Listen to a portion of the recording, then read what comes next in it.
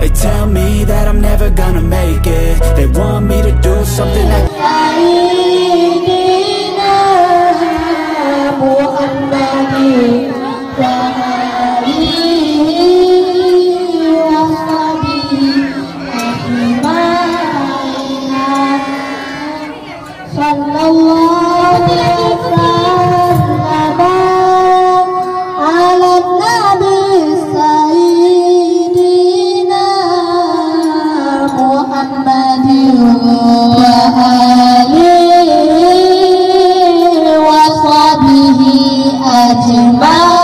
makes sense. They hate when I keep dreaming I'll be famous, but I don't give a fuck. Assalamualaikum warahmatullahi wabarakatuh.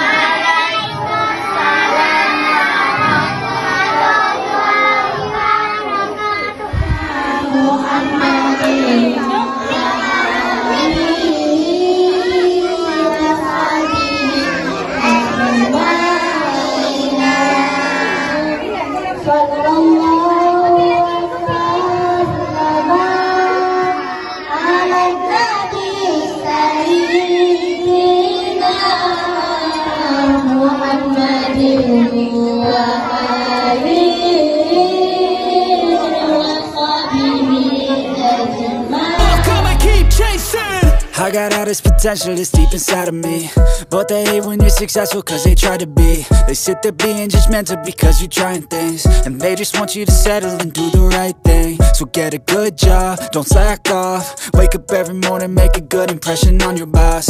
Don't do anything that I wouldn't do, and when you're making money, make sure